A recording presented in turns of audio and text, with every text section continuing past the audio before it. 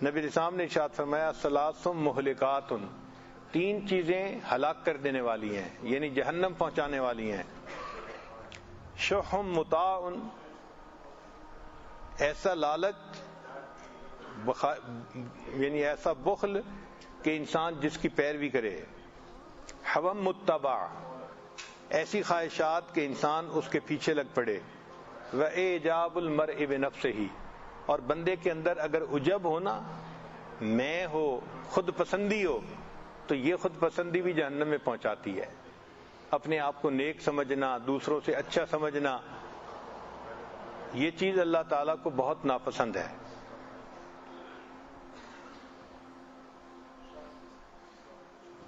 اس لیے اللہ کے ہاں اس بندے کا مرتبہ جو اپنی خواہشات کو توڑتا ہے۔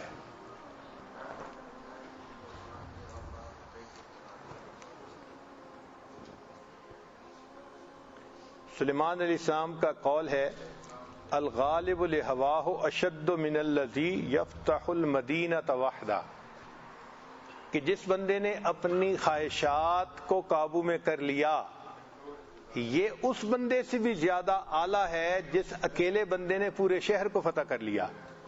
اب اکیلے بندے کا شہر کو فتح کرنا کتنا مشکل کام ہے، لیکن جو اپنے نفس کو فتح کر لیتا ہے وہ شہر کو فتح کرنے والے سے بھی زیادہ بلند درجہ رکھتا ہے۔ ایک بزرگ تھے، اللہ نے ان کو ہوا میں اڑنے کی کرامت عطا فرمائی تھی، جیسے سلیمان علیہ السلام کو اللہ نے معجزہ عطا فرمایا تھا کہ وہ اپنے تخت پہ بیٹھتے تھے اور تخت کو ہوا اڑا کے لے جاتی تھی۔ چنانچہ کسی نے ان کو ہوا میں اڑتے ہوئے دیکھا تو اس نے سوال پوچھا کہ آپ کو ہوا میں اڑنے کی یہ فضیلت کیسے نصیب ہوئی؟ انہوں نے جواب میں کہا ترکت الہوا، میں نے اپنی خواہشات کو چھوڑ دیا، فادخلت فی الہوا، اور میں ہوا کے اندر اڑنے کی فضیلت پا گیا۔ تو جو خواہشات کو توڑ دیتا ہے اللہ تعالیٰ پھر ہوا میں اڑنے کی توفیق بھی عطا فرما دیتے ہیں، ایسی کرامات بھی عطا فرما دیتے ہیں۔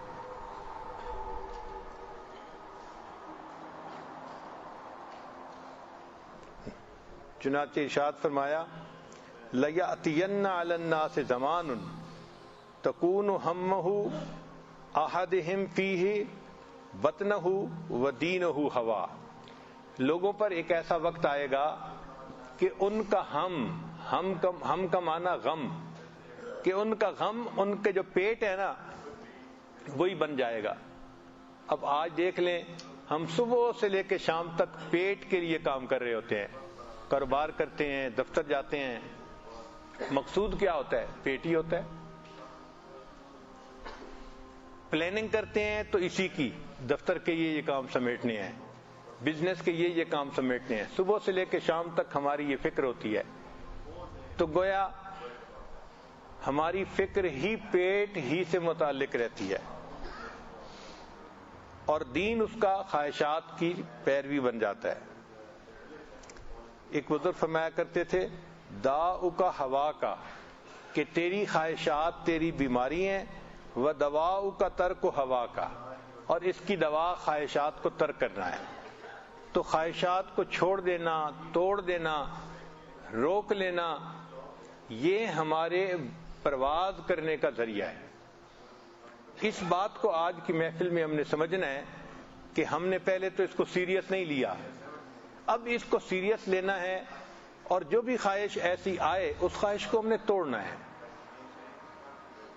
دیکھیں، کھانے کے مزے الگ ہیں، بھوکا رہنے کے مزے الگ ہیں، غیر محرم کی طرف دیکھنے کے مزے الگ ہیں، آنکھ بند کرنے کے مزے الگ ہیں۔ اصل میں ہم نے ابھی آنکھ بند کرنے کے مزے چکھے ہی نہیں، اس لیے ہمیں پتہ نہیں ہے۔ ہمیں بولنے کے مزوں کا پتہ ہے، خاموش رہنے کے مزوں کا پتہ ہی نہیں ہے۔ تو اللہ نے جو مزے اس طرح رکھے ہیں وہ بہت اعلیٰ ہیں، چنانچہ جن کو بھوکا رہنے کے مزے آ جاتے ہیں، سبحان اللہ، وہ زیادہ سے زیادہ روزہ رکھ کے اپنی زندگی گزارتے ہیں۔ اسی دنیا میں لوگ ہیں، ہمیں ایک مرتبہ ایک صاحب ملنے کے لیے آئے، سیف اللہ بیٹا چھوٹا تھا، تو انہوں نے بتایا جی کہ مجھے 35 سال ہو گئے ہیں اور میں 35 سال سے مستقل روزے میں زندگی گزار رہا ہوں.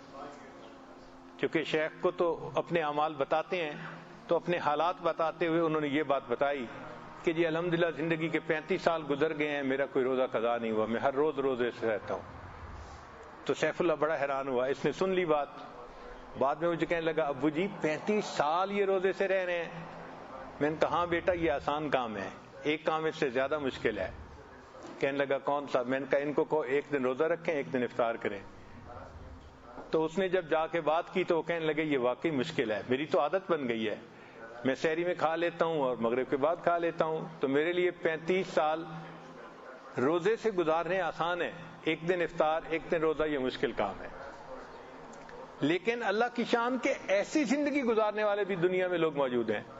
چنانچہ ہمارے ایک تعلق والے ہیں قاری صاحب، ایک دن مجھے کہنے لگے حضرت میں ایک عمل آپ کے سامنے چھپا نہیں سکتا، بتانا ہے چونکہ آپ میرے شیخ ہیں. میری زندگی کے 53 سال اس وقت گزر چکے ہیں، میں ایک دن روزہ ایک دن افطار کی ترتیب پہ چل رہا ہوں. 53 سال تو کرنے والے اب بھی کر رہے ہیں، سارے ہم جیسے نہیں ہیں.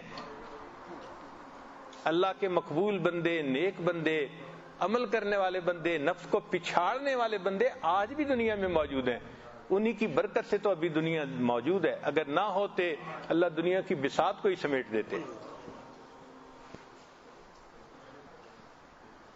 اور ہم سے مہینے کے 3 روزے نہیں رکھے جاتے، ایام 20 کے، یا سوموار جمعرات کا روزہ نہیں رکھا جاتا، حالانکہ نوجوان ہیں، صحت مند ہیں، آرام سے روزہ رکھ سکتے ہیں. مگر ہم اس راستے پہ ابھی چلے ہی نہیں کہ اپنے نفس کی خواہشات کو توڑنا کیسے ہے. جب توڑنے لگیں گے نا تو پھر ہمیں خیال آئے گا کہ اس کو توڑنے کا طریقہ کیا ہے. پھر ہمیں روزہ معاون نظر آئے گا کہ روزے سے انسان کی شہوات ٹوٹتی ہیں اور نفس کو پچھاڑنا آسان ہو جاتا ہے. ایک بزرگ فرماتے تھے علم ان البلاء کلہ فی ہواکا، کہ بلا ساری کی ساری تمہاری خواہشات میں ہے. والشفاء کلہ فی مخالفتک ایاہ، اور اس کی شفا ان خواہشات کی مخالفت کرنے میں ہے.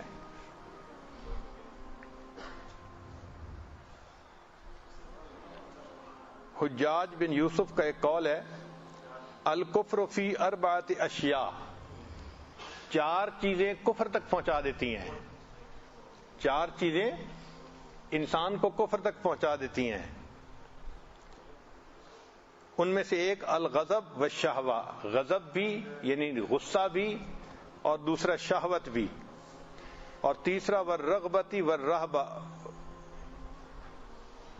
رغبت کہتے ہیں کہ کسی کو بہلانا پھسلانا، اور رہبہ کہتے ہیں ڈرانا کسی کو. تو ڈرانے دھمکانے سے بھی انسان کفر میں چلا جاتا ہے.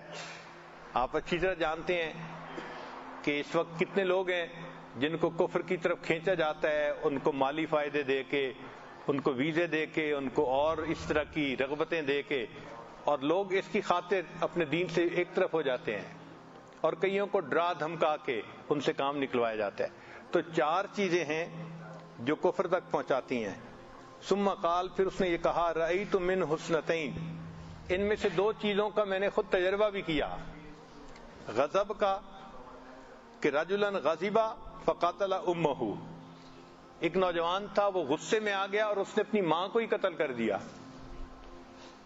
ورأیت رجلا عاشق فتنصر، اور ایک نوجوان اس کو ایک عیسائی لڑکی سے عشق ہو گیا تو وہ اس کے عشق کے پیچھے عیسائی بن گیا.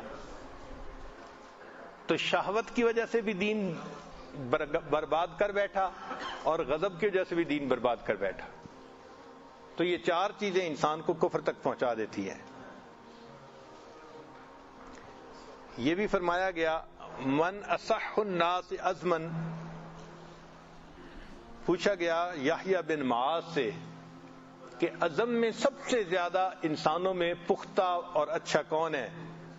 قال، فرمایا الغالب لہواہ، جو اپنی خواہشات پہ غالب آ گیا وہ عزم میں سب سے زیادہ پکا انسان ہے. چنانچہ ایک بزرگ فرماتے تھے صنم کل انسان ہواہ، ہر انسان کا بت اس کی خواہشات ہیں. تو یہ ہماری خواہشات ہمارا بت ہیں اور ہم اس کی پیروی کر رہے ہوتے ہیں، اس کی پوجا. مسجد سے ذرا باہر نکلے، غیر محرم جاتی نظر آئی، اب نفس چاہتا ہے کہ اس کو دیکھو. اگر ہم نے اس کی بات کو مان لیا تو گویا ہم نے اس بت کی پیروی کی، اپنے اللہ کی پیروی نہیں کی.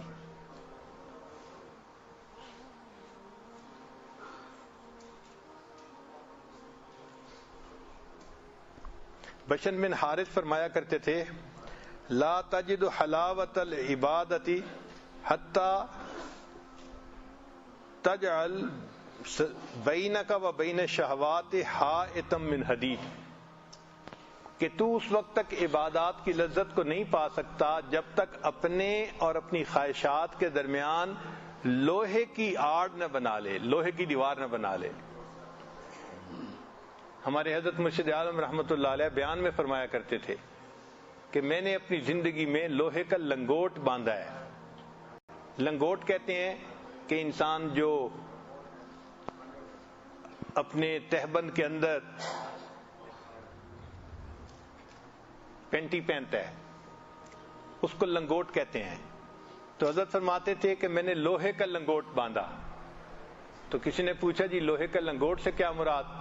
فرمانے لگے کہ میں نے اپنی زندگی میں جنسی گناہ نہیں کیا. اللہ اکبر، کیسی صاف پاکیزہ زندگی ہوگی کہ زندگی میں جنسی گناہ کیا ہی نہیں. اور آج اگر دیکھیں تو ہر بندہ، ہر دوسرا بندہ جنسی گناہ میں ملوث نظر آتا ہے. تو اللہ تعالیٰ عبادات کی لذت عطا فرما دیتے ہیں جب انسان لوہے کا لنگوٹ باندھتا ہے.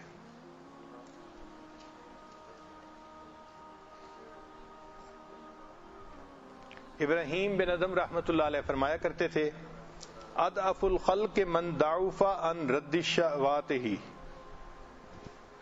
جو اپنی خواہشات کو رد کرنے میں کمزور ہو گیا وہ انسانوں میں سب سے زیادہ کمزور ہے. وَأَقْوَى الْخَلْقِ، اور مخلوق میں سب سے زیادہ قوی وہ ہے جو اپنی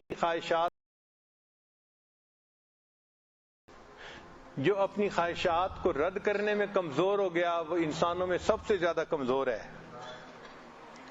وَأَقْوَى الْخَلْقِ، اور مخلوق میں سب سے زیادہ قوی وہ ہے جو اپنی خواہشات کو رد کرنے میں قوی ثابت ہو گیا. میری فریاد سن لے میرے مولا، بنا لے اپنا بندہ دل بدل دے.